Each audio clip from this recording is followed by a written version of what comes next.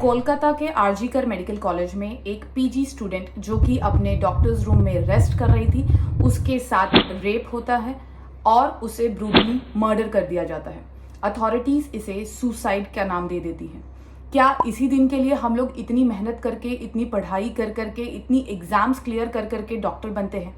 एक डॉक्टर अपनी लाइफ में ना जाने कितनी ही एग्जाम्स देता है।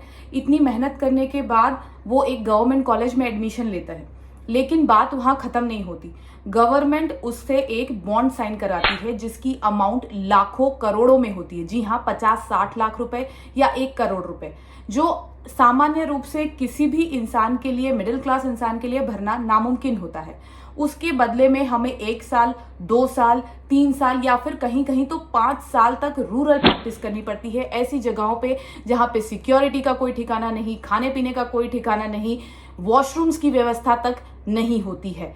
ऐसी सिचुएशन में जब डॉक्टर ऑलरेडी परेशान होते हैं कि भाई पेरीफेरी में जाना पड़ेगा, ये सब कुछ झेलना पड़ेगा, लेकिन यहाँ तो वेस्ट बंगाल जैसे स्टेट में, आरजीकर जैसे मेडिकल कॉलेज में एक ऑन ड्यूटी डॉक्टर के साथ जो ये हुआ है, और जानने के बाद जब पता चलता है कि इस टाइम पे 2024 में भी उस कॉलेज में सीसीटीवी फुटेज नहीं है, अथॉरिटीज बिल्कुल स्पाइनलेस बिहेव कर रही हैं, तो ये कहने में इतनी शर्म महसूस होती है कि मैं इस देश में एक डॉक्टर हूं जिसने इन सारे फेजेस से कभी ना कभी गुजरी हूं। आज जो उस लड़की के साथ हुआ है वो शायद मेरे साथ हो सकता था या फिर आगे भी हो सकता है, हु नोज, लेकिन उसका इंतजार करने के लिए तो हम नहीं बैठे रह सकते हैं।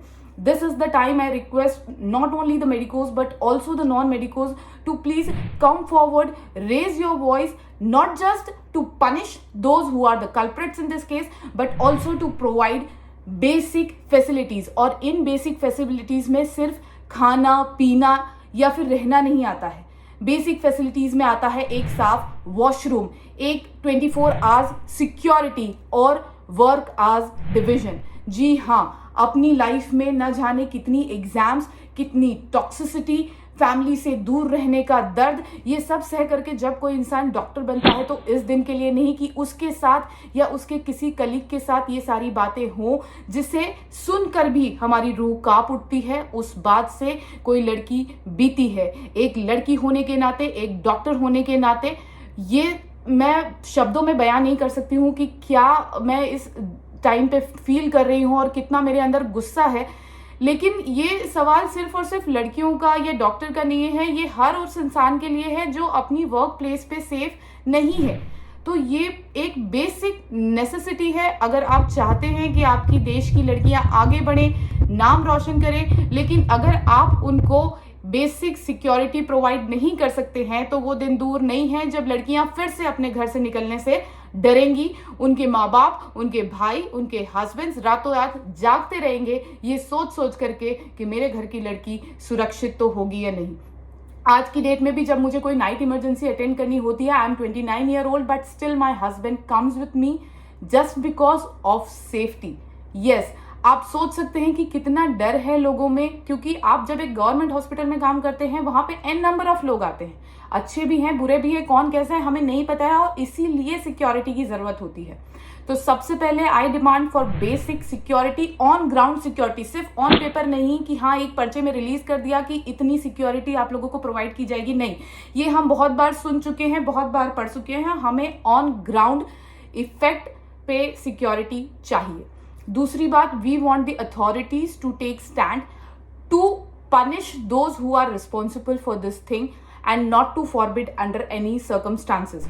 जो लोग भी इसके लिए रिस्पॉन्सिबल हैं, not only those who have committed these heinous crimes but also those who have failed to provide us with the basic security, जिनके सीसीटीवी नहीं है। हम टैक्स किस लिए भर रहे हैं फिर? Why are we paying the taxes, right? Indian government हमसे इतना टैक्स डिमांड करती है, और अगर आप एक इतने बड़े मेडिकल कॉलेज में 2024 में सीसीटीवी तक नहीं लगा सकते हैं तो फिर आप किस बात का पैसा ले रहे हैं? किस बात का बॉन्ड सर्व करवा रहे हैं आप हमसे? आप हमसे कहते हैं कि आप हमें फ्री में पढ़ा रहे हैं, लेकिन आप फ्री में नहीं पढ़ा रहे हैं, आप हमारा काम करवा रहे हैं। आप हमसे ऐसा जीवन जीने को मजबूर कर देते हैं कि शब्दों में बयां करना उसको मुश्किल हो जाता है, और उसके बाद आप हम पे एहसान जताते हैं कि हम आपको सब कुछ फ्री में प्रोवाइड कर रहे हैं, तो फ्री में प्रोवाइड नहीं कर रहे हैं, उसकी हम कीमत चुका रहे हैं, और आज इस हद तक की कीमत हमें चुकानी पड़ रही है।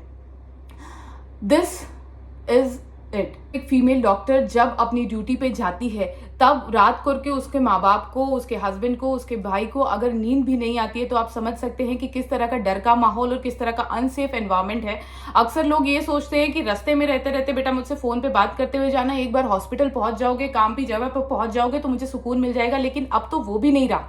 अक्सर मुझे याद है कि जब मैं रेसिडेंसी में नाइट के लिए घर से निकलती थी नाइट ड्यूटी के लिए, तो मुझे ये पूछते थे पापा कि बेटा पहुंच करके फ़ोन कर देना, तो उनको ये संतुष्टि मिल जाती थी कि नहीं बच्ची पहुंच गई है। लेकिन यहाँ तो अब पहुंच करके भी ये होता है कि पता नहीं रात को पहुंची तो है लेकिन सुबह वापस आएगी कि नहीं आएगी।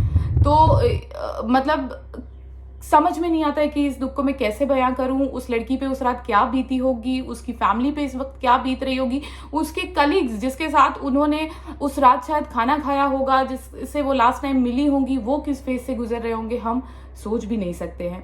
सो आई जस्ट विश कि जस्टिस जितना हो सके उतना जल्दी मिले, कल्प्रिट को ना सिर्फ पकड़ा जाए बल्कि फास्ट ट्रैक में कड़ी से कड़ी सजा सुनाई जाए, और सिर्फ इस केस पे नहीं बट आगे ऐसा कुछ ना हो इसके लिए भी मूल रूप से काम किया जाए।